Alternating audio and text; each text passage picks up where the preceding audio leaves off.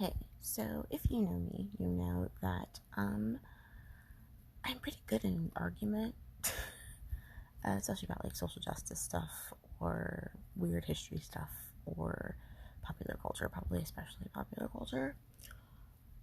And if you know me pretty well, you also know that like I am deeply in love with the world of Harry Potter, while having long ago divorced myself from the words of the creator of that intellectual property.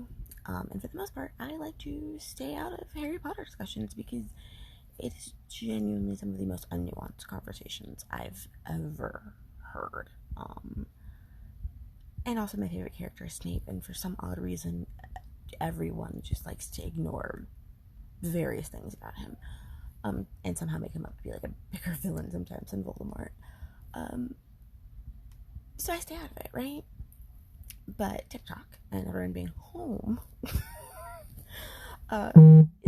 turned into like a really big discussion. But again, I try to stay out of it. I stay out of it on Twitter for the most part, unless I'm like reblogging, like, here's this problematic thing that JK has done, like push back against that.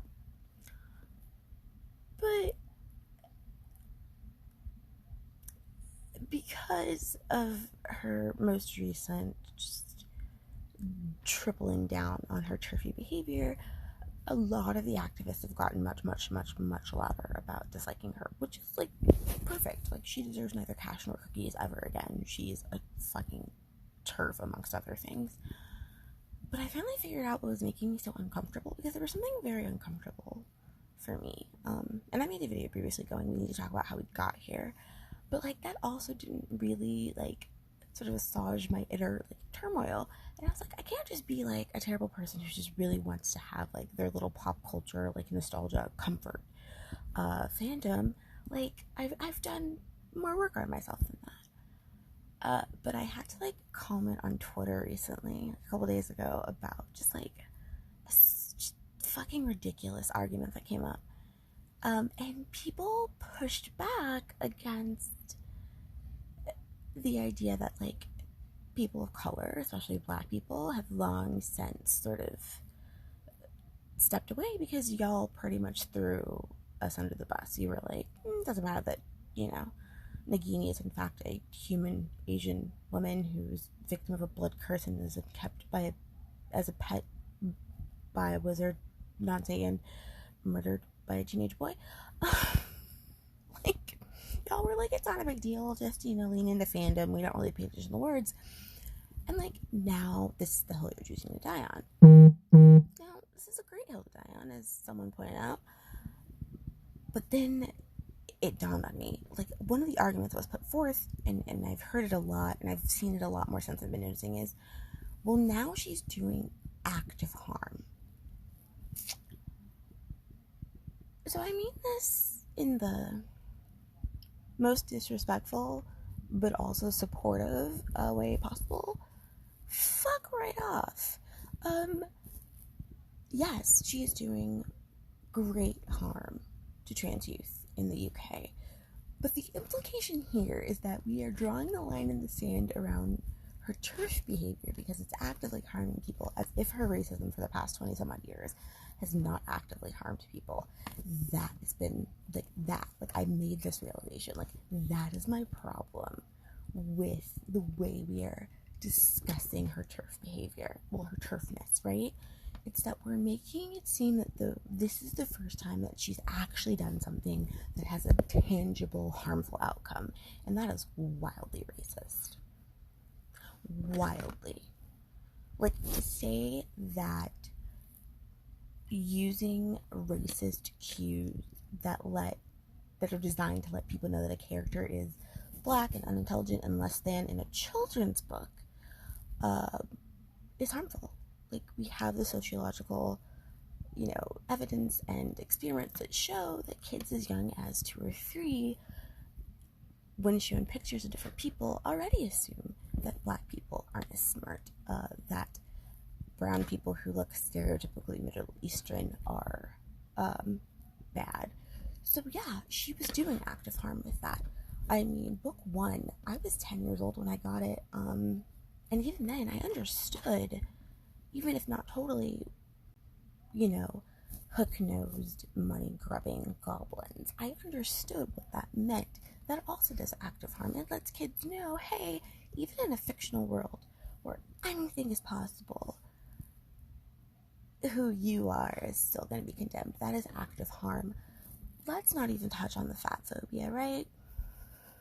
Like, that did active harm. Hell, there are cosplayers who are, like, content creators who are literally being actively harassed off of, like, platforms because they're being told that, well, in the listening world, you're fat. Like, the character that you want to, like, talk to wouldn't talk to you because you're fat.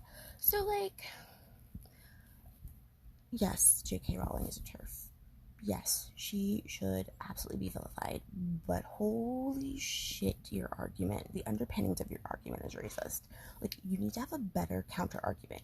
Your counter argument should just be, like, in this moment, we as white people are upset because we are not being associated with TERFs, and we as white trans people are now being unduly affected by her behavior. And previously, we were fine overlooking the other things and downplaying them because it didn't actually directly affect us. But this racist underpinned argument that, like, this is doing active harm, which is why it's now the time to drop her, is it's countrified bullshit. And, like, I actually made sure that I went through lots of people before I made this video. Went through lots of Twitters, went through lots of TikToks, and, like, really the underpinning argument is she's doing active harm, with the racist implication of every other racist thing she's ever done was not doing active harm. That somehow this argument, this bad choice of hers, is the harmful thing, and that is why we're drawing a line in the sand. I'd also like to point out, while there are a plethora of races, of people and ethnicities of people in the UK, let's be very clear about who is most likely not having access to things already anyway. Like, my favorite thing to ask people is, like, great, you're fighting this battle. Who's the face of, like, the trans resistance, if you will? So far, what I've seen are white trans people, or, like, white allies. I'm not hearing a lot of people who are poor trans people of color. You know why? Because most of them, like the rest of us who are people of color in the fandom, said, fuck this chick and her racism and her transphobia. We created a fandom and a world. I don't see a lot of sticking up for those people, and I also understand why, because, again, your argument of, now that she's doing active harm, we really have to double down, is extremely exclusionary of trans people of color, as evidenced by, like, which trans people in the UK are the loudest, are the ones standing up. Like, it's so racist, y'all. And I'm mad, like, because I realize, like, I have to make my own separate statements about J.K. Rowling being a TERF, because I can't co-sign white people and white trans people narrative because it has racist underpinnings. Do better so that I can feel like I can be a part of a united front and not have to wage my own separate, like, she's a TERF war, because that's really what it feels like. Like, I cannot walk into a space or enter a digital space where I understand that her racism was not considered harm or harmful enough to have stomped out her platform, that it took until it affected how cis white people would be viewed, because they're associated with TERFs now, and how white trans people would be affected. Like, I can't co-sign battles and people who are willing to overlook racist harm done to me. So I have to wage my own separate, like, she's a TERF, she should be deplatformed, etc., like, off on the other side, and that feels really shitty, to be quite honest. Like, super shitty. Do better.